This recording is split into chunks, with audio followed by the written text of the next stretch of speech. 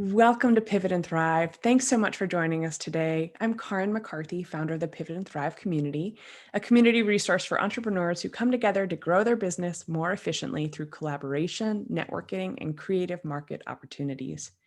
In the Pivot and Thrive interview series, we're showcasing business leaders who are demonstrating creativity, collaboration, and resilience with the hope that we can learn from each other so we can accelerate the pace of small business success.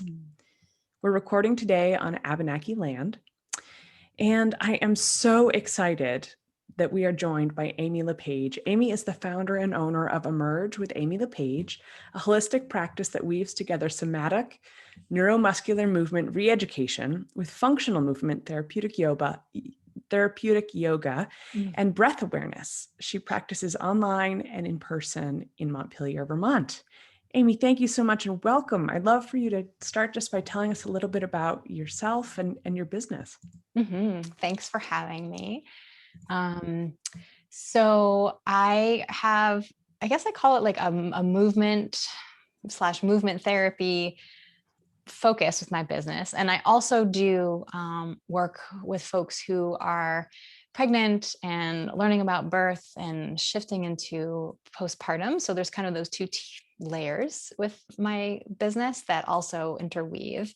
And then I also have a background in movement and improvisation and dance that is definitely a part of what I do. And it does not mean people are learning how to dance in classes with me, but it's that information and that history for me definitely feeds into how I teach. So I teach very improvisationally, which just means I might have a plan, but then we go with whatever happens. And that's kind of the same for like all of the classes that I teach. And what's nice about that, I think, is one, I enjoy being able to be that way with what I'm teaching and guiding, but I think it also really lends itself for whoever shows up. I hear, well, what's going on for you? What's going on for you? What's going on for you? And then that's like in the moment how I create what's going to happen so that it really is a nice focus on the individuals who are there. That's awesome. It's great that you can be adaptable and respond to the changing needs within your studio or workshop. Can you talk to us a little bit about change? I mean, this year has been such an incredible time for small business owners, for people in the world. Can you talk to folks about how your business has transformed in this time? What did it look like before, and where are you now? Yeah, change is definitely a lot of that these last year plus at this point. So I have an office space where I work with people individually. So I'll see private clients there, or if it's folks who are preparing for birth and they have a partner, then work with people like that. And maybe if they have a doula, they might come too. And so that space is just big enough for that. And then when I would teach group classes, it would be at a few different venues where I would like drive to Northfield and then a place in Montpelier. And then I happen to live in a place that has a beautiful like shared studio space that the people I live in co-housing with can use. So I'd teach a class there, and then I'd, go and do something over here. And so there was a lot of like this happening, and such a big shift with COVID coming on, and then all of a sudden just right here at home. And I always have kind of been a little hesitant about technology, knowing that I really probably should go and do some things online, but never really embracing it, probably resisting it, probably being like, I don't know how it works enough to do it. But it just literally within a week, it was like, oh, I guess everything's going online. So one of the studios that I taught at, they really quickly shifted and they're like, okay, here's how it works. This link, just use whatever computer you have and see how it goes.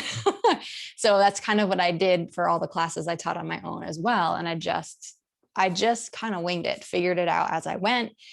And then what was lovely is having a few different people who were like, one of them is a friend who has some IT background. Another one knows a lot about sound. And so there was this huge like collaborative force, I feel like, of people just helping each other figure out how to make it work, which thank goodness. That's so powerful. I was going to say it can be so terrifying to have to show up as a professional in a space that where you're new or you're trying something for the first time, and certainly figuring out how to do it when you're live with technology that might feel like it's outside of your control. Personally, I think can be just really panic-inducing. So that you have a background in some of the skills that might support your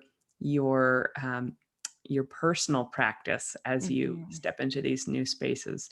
I think that's really fantastic. Can you talk about some of those services that you offer? What is it that makes your coursework different? Yeah. So I'm wearing this shirt on purpose today because it is a brain. So this is a great company called Artery Inc. I think they're out of Pennsylvania. And this shows the central nervous system, nerves coming out through the spinal column. So the work that I do is really brain work. And it's helping people build awareness around their habits, chronic holding patterns, breathing patterns, and really then beyond that, we go beyond like the physical experience of like, how does that then translate when you have that really stressful day, or have that really hard work conversation you have to have, or your kids are like, how are we responding, and what does that feel like in our body? So much of it is about helping people learn to feel, really, to notice, and then what to do about that.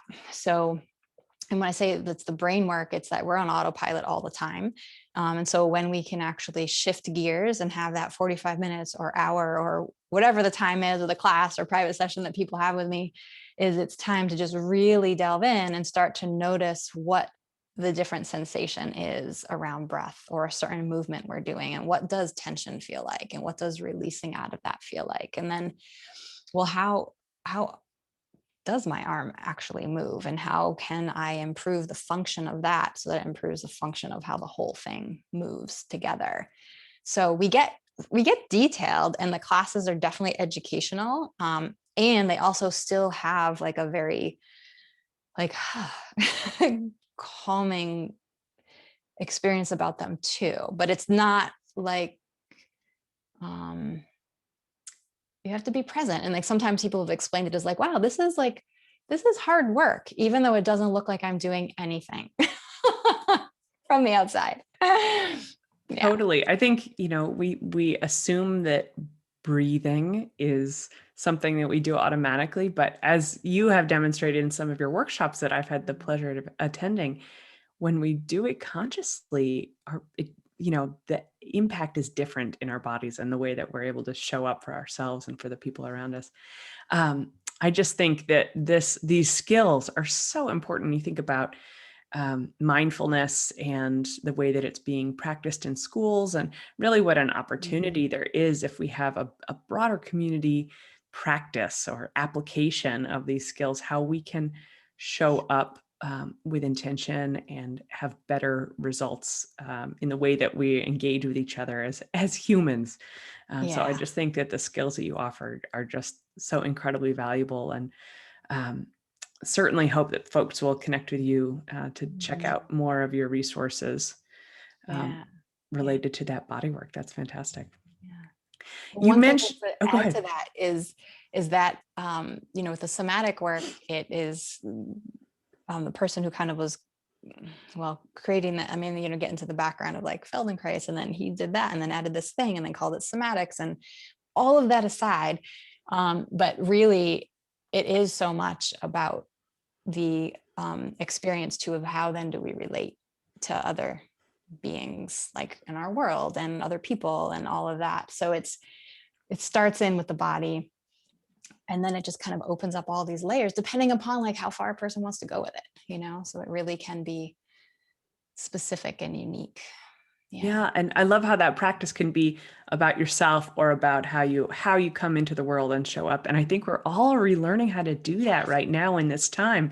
We've been in this kind of internal cocoon of isolation and safety measures. And now, as the world is starting to open up, we're having to relearn how to show up in social settings. And I just think it's so interesting. And to be able to do it with a sense of calm and connection to yourself Mhm. as you're experiencing maybe some nervousness Mhm. in social settings, I think is really valuable. Yeah. And so much of the work too focuses on these innate reflex patterns that we have, which are like the sort of their survival instinct patterns, like red light, this, and like green light, oh my gosh, like, right. And so we've all been like hyper vigilant and then like, and so we kind of have that. And then how does that impact our nervous system? Right. And so all of that is happening. Yeah, a lot right now. Yeah. And then movements to work with these things and to help release out of them. And especially as we've been homebodies for more Mhm. than a year. So how do we think about inviting movement back into our lives too, or the showing up in new ways in the spaces that we inhabit? I think is Mhm. a good reminder. Mhm. You mentioned a moment ago, that sometimes your thresholds might be challenged having kids around the house. Mhm. As a business owner, as a parent, how has this time for you? How are you finding ways that work with your family Mhm. dynamic and the work that you're doing in your home setting? Yeah. Well, my kids are 16 and 14. And it's interesting because I recently was talking with someone who has kids much younger, but not really young. And she was like, I'm so glad my kids are the age they are. And I'm like, I'm so glad my kids are the age they are. I'm really glad he's not a senior this year because he still has a senior year next year. But so it's just interesting that I think individuals will probably feel differently about like what age their kid is if they have kids, right? Um, but I have found that because of the age that my kids are, and they're doing this interesting, like their high school broke up into 9th and 10th and 11th and 12th. So one was always at school while the other was always at home, and they swapped each week. So there's always a student here learning, right? Um, and I give so much credit to my kids. I mean, yeah. So I think because they are kind of solid in who they are, and student wise, they feel solid in that I didn't feel like I had to teach them, So I felt like they were doing their thing. I'd check in, be like, okay. And I mostly felt like I was like, get off your computer, get off your phone. I was always trying to draw them away from the device because I could just see their like, the energy of it sapping. Sure. So that was a lot of my focus. And then there was definitely just trying to navigate, how was this whole thing working? you know? And so I would go down in the basement and teach. They'd be up here doing their thing. And, the interesting thing before, when I was teaching here, there, and there, is I was always going between things. And so being here, I would go teach, and then I'd have my 45 minutes between things where I could check in with them, and I could, you know, make food if I had to. And it just felt like there was a part of it that almost I feel hesitant saying it out loud, but it's like there was a part of it that was like, oh, I kind of like certain aspects of this because I don't feel like I'm constantly running around and like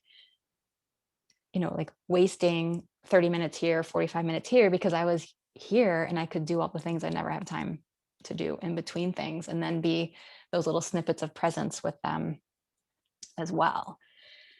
I don't know if that answers your question, No, that's but totally relatable. I think, everyone has had a redirect in how we use our time, and Mhm, to be able to have that deeper connection, or the FaceTime with your kids, real mhm. FaceTime, not on a Yeah. screen, is just so powerful. And you don't get that time back. So It's true. I'm glad that you were able to find a nice balance of having one-on-one time in the way that the school schedule worked with your kiddos.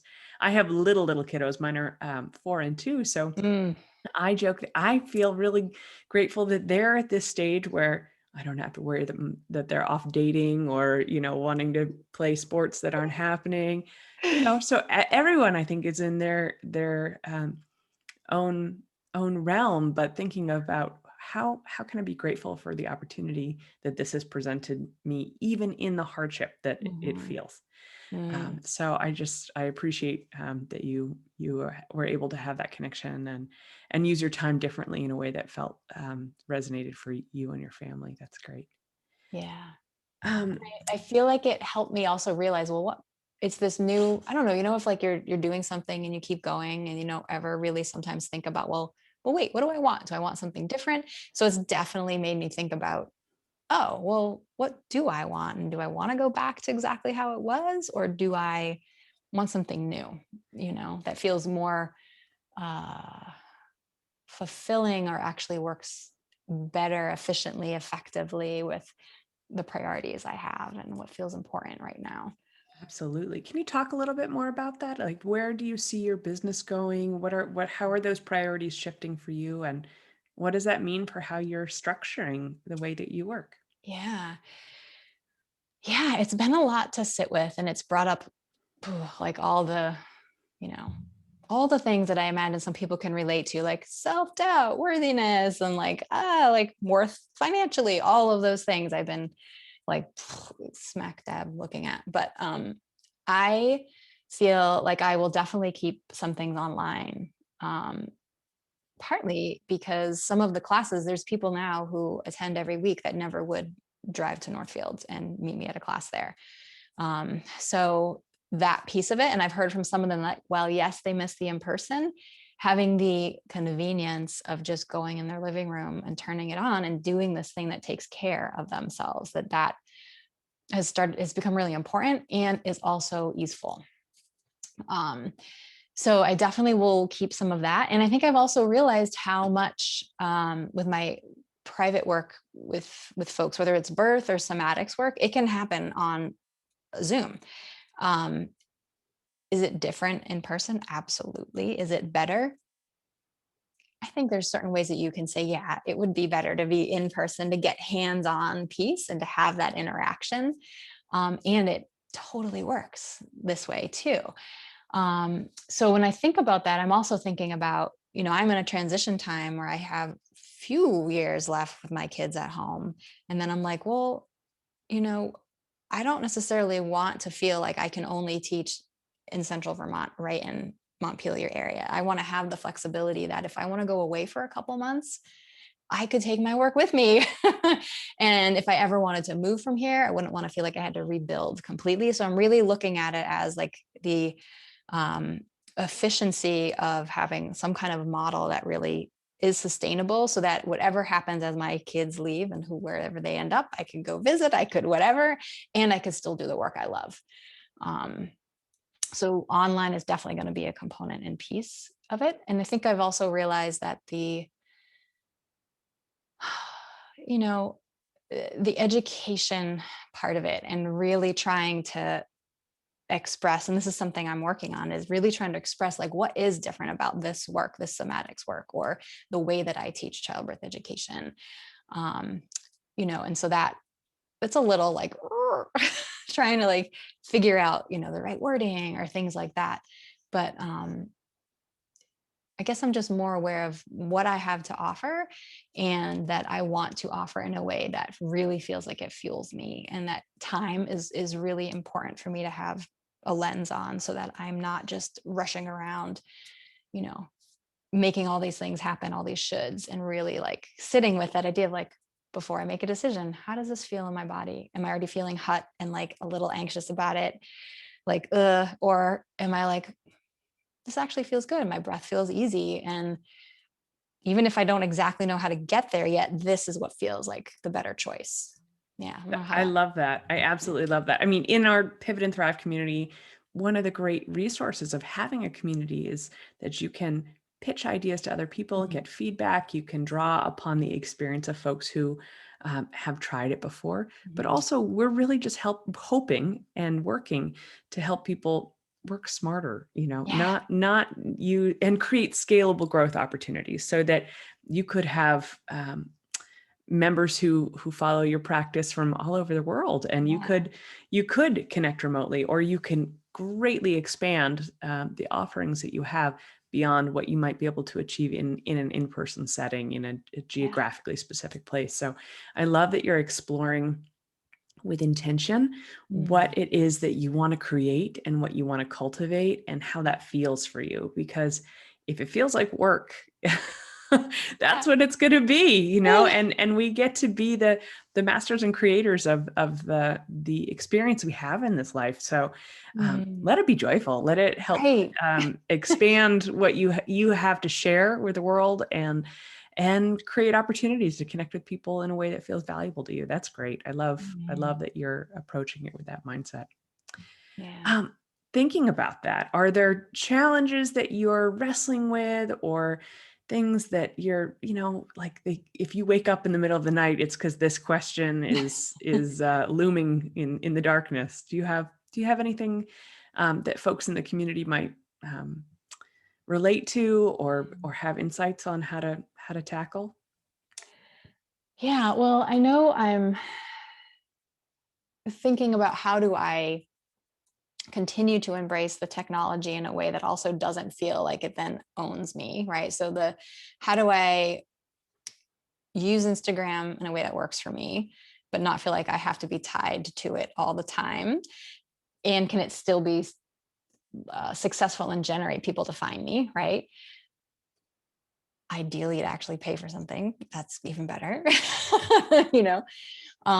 And then I do have a new website that just launched, which I'm super, super It's excited about. beautiful. So lovely, isn't it? It's gorgeous. Yes. Yeah. Ada Designs did this.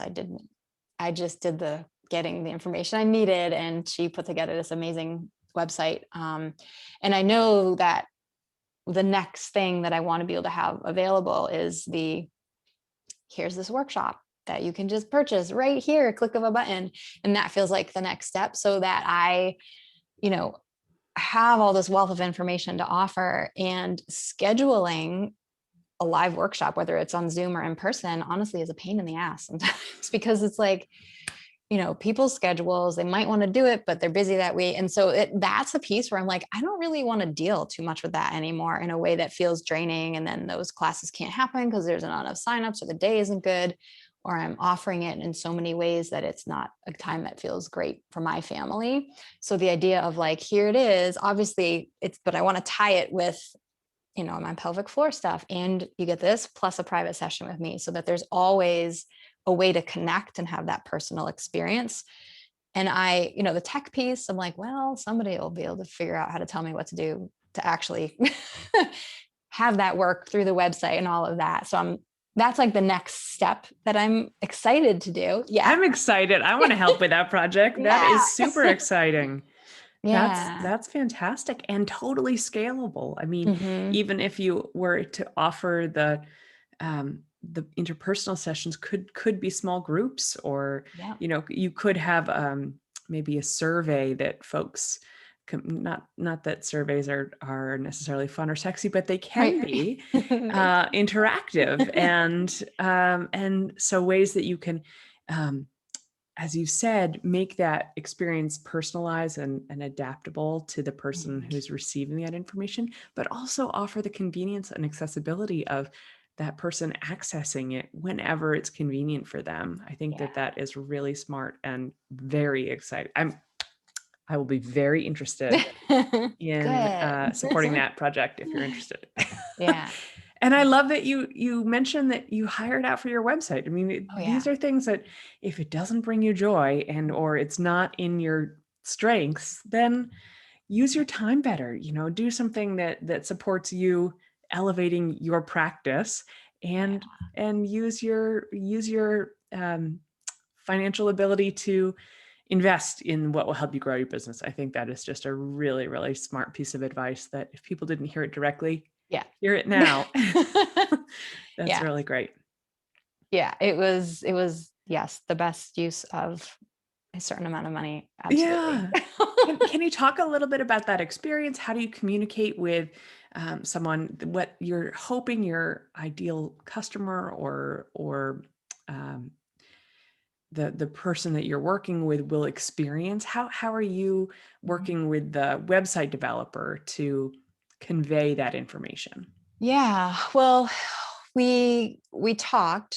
They're actually out in California, so had a little bit of an hour difference, but we kind of talked about what the general idea was, and then they kind of did the first draft. And within that was I had to provide the copy, and then I had to provide the photos, and um, so then looked through, and then I would just make a bunch of notes, and I then would have a couple friends look at it too. And so specifically because with the somatics work, and it's not like somatics work is just for folks who are 60 or 50 and older, but it just tends to be that right now that's who's showing up.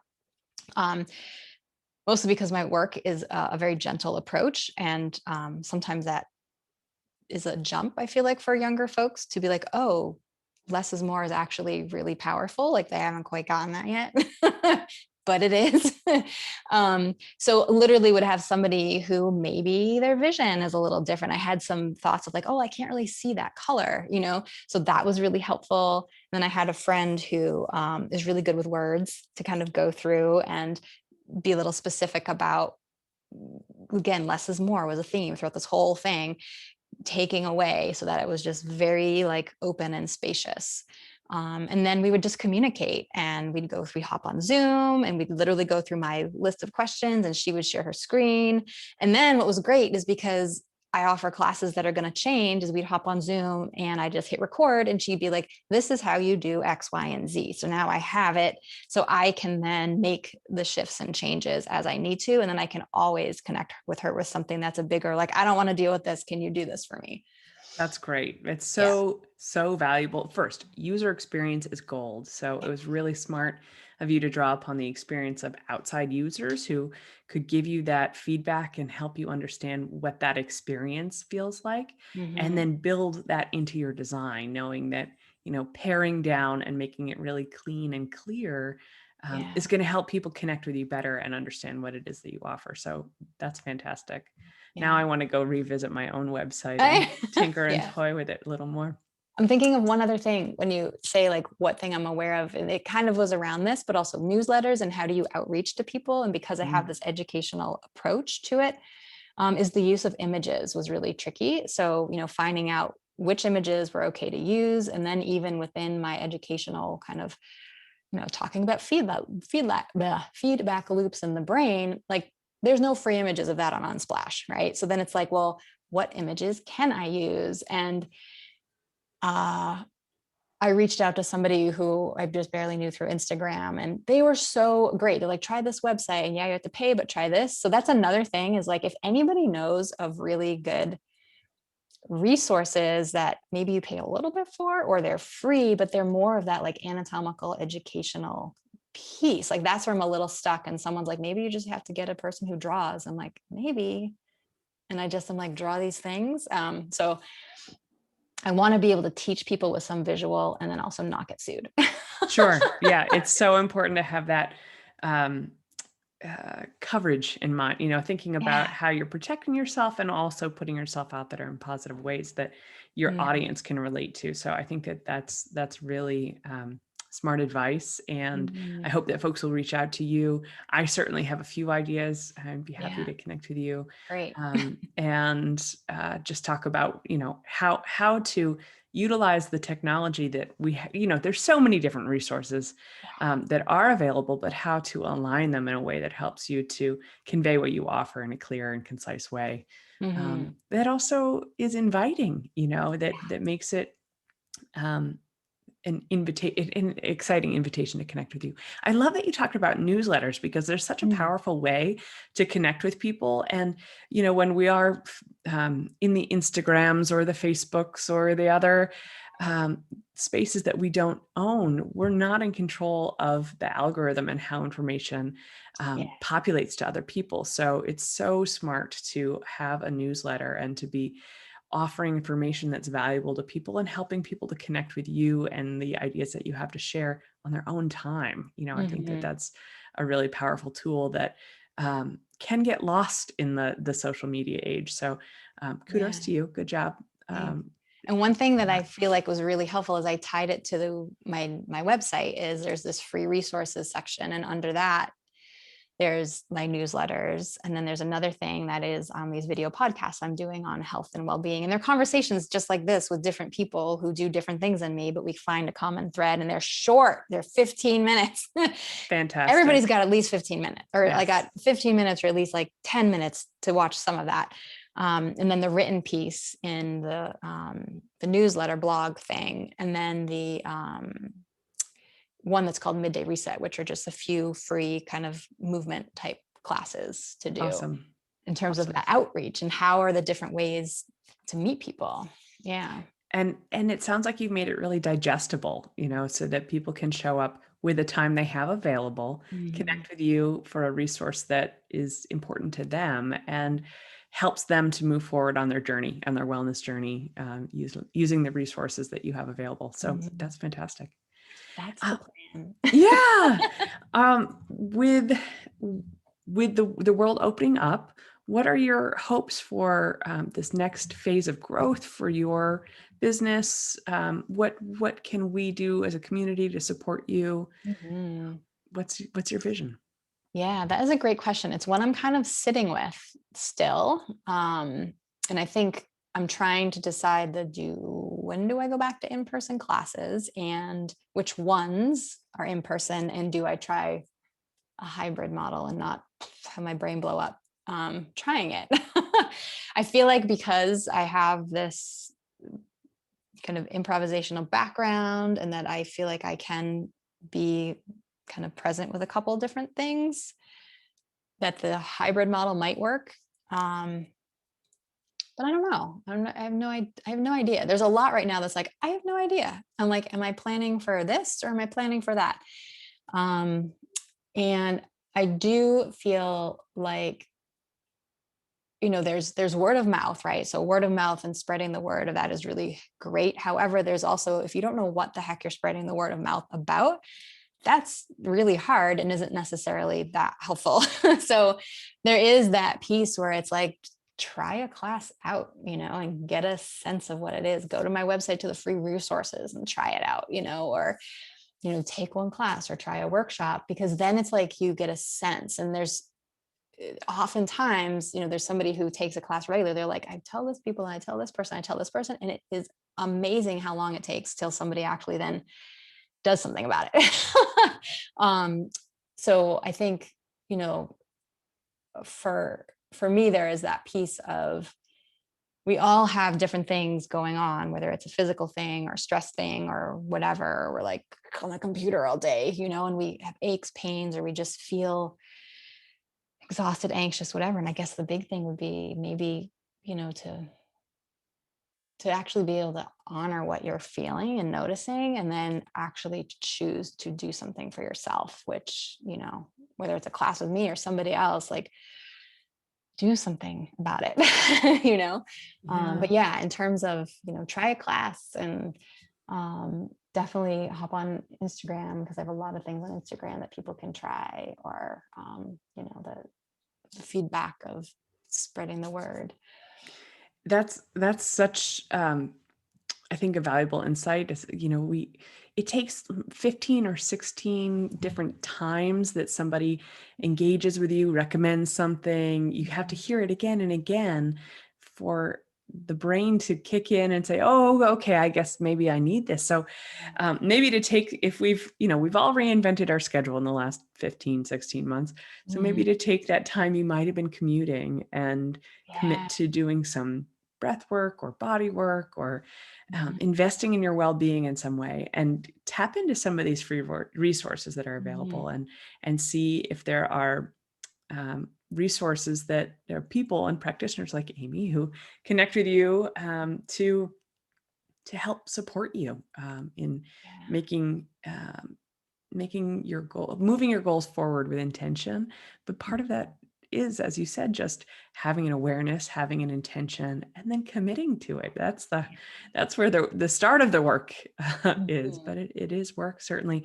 And I think, we don't give up habits, we trade them, so you have to make space in your life in a different way, so that you can show up for yourself. And if ever there was a time to invest in your well-being, It is now. Absolutely. Absolutely. Yeah. You mentioned word of mouth referral. Hmm. Is there, if someone had the short snippet version of, you should Hmm. see Amy, she is fantastic at, Mm. or her service is so different because, are you able to finish that Yeah. thought? I'm going to do it for the two different kind of Okay. categories here.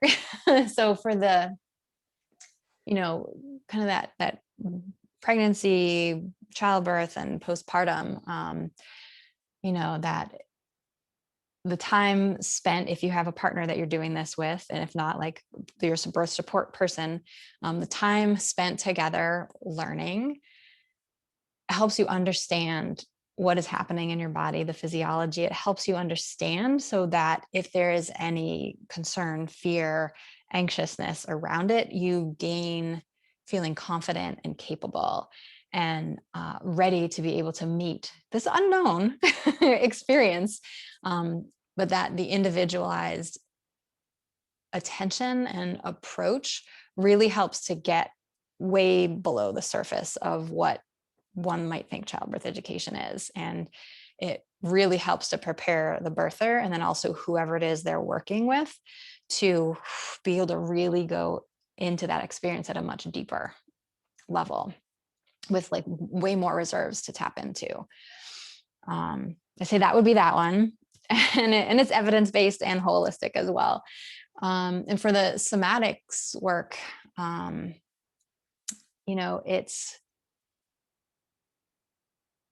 this gentle approach to learning how to live in your body and learning how to be able to adapt and meet whatever is kind of coming at you, whether it's chronic pain or it's depression or an injury or a surgery or just I just need to breathe better, I feel really stiff, whatever it is. It's this ability to really learn about yourself and understand how to help yourself so that, and really it's so much about empowerment and that we don't need to necessarily look outward for people to fix us, but that we actually have what we need to help ourselves. um yeah. That's such a powerful reminder. Yeah. Um, Thinking about that, I wonder if you had the ability to go back and talk to yourself 16 months ago at the start of the Mhm. pandemic, when you were first shifting and transforming your business to adapt to the new marketplace, Yeah. what might you tell yourself? What would the message be to past Amy about how you make it through? Yeah. Well, there would definitely be it is going to be okay. um and I think it's reach out and ask for support around the things you don't understand or know how to do. And I think that continue to be that, like, people need this, they might not know they need this, just keep going. And it's a little bit of the, like, just one step and then one step and it might veer, but that, you know you need this, myself, like I need this right now, and other people really really need this. So just be creative about how you're meeting them. And when you feel scared or unsure, just keep going. And don't give up either. Yeah. Yeah, I think I think that's advice that everyone could relate to. And the challenges of the last year and more, um, Mhm. I think in such a distinct way bring out to me how powerful community is, and that Yeah. when we are called upon um, to to make big changes, that it's really important to connect with other people, to get Mhm. feedback, to get support, to build a community, to support your resilience. Because um, as business owners, as individuals, as families, we can't do it alone. Yeah. And so figuring out how to adapt and thrive in a new Mhm. environment, especially called upon to be more isolated, it's really important to find those networks and the people who can support you in sharing what you have to offer with the Mhm. world, because having a greater sense of purpose and connection is something that really drives us forward and is so motivating and can help us Mhm. to be um, more persevering, because if you're not just getting through it for yourself, you're doing it for a bigger purpose or to support your community or to all of the Mhm. people who you would be working with, then it gives you a reason, to Yeah, get up and keep going even when the going gets absolutely. tough. Yeah. Yeah. And it's like if I also feel like that tying in is if we're working toward change that we might individually feel as positive change or shifts, that there really is the feeling of how can the one thing I do, how can that lead to other growth, that ripple effect. It's really true, and I feel like, as being a parent, when I think of the world my kids are going to enter into soon on their own, it's daunting and overwhelming to be like, how am I ever going to get them prepared for that? Or like, oh my gosh, what world are they entering? That it's like shift and change. It starts right here. And then through that sense of community and connection, that's where it can build. Like I can't go change the world somewhere out. I can't do big things in the role that I'm in, but it's like I can do these like closer to home things that can help. And then that can ripple outward. Yeah. I love just thinking about how we can invite small changes to our lives, to the lives of those around us, the way that we can influence positively Yeah. and have a positive impact in the community and make it a better place. So, Yeah. um, Amy, I just want to thank you for your time and Mhm. just for sharing your insights, the transformation that you've experienced as a business owner, and the way that you're guiding your next phase of growth in your business with intention about what it is that you want to create, what you want to cultivate in your family, in your community, in how you offer the services that you provide in a way that is scalable so that you can have an impact, a positive impact with more people in a way that feels good to you, that connects the work that you're doing in a really powerful way. And so I'm just really excited to see that growth. And I'd love to Thank connect with you about some of those next steps. you. Certainly that's exciting. And if folks have an interest in connecting with you, your Instagram page, you mentioned you have two accounts, Yep. LePage Amy or Emerge Childbirth, Yep. which are both beautiful, and I hope folks will check out.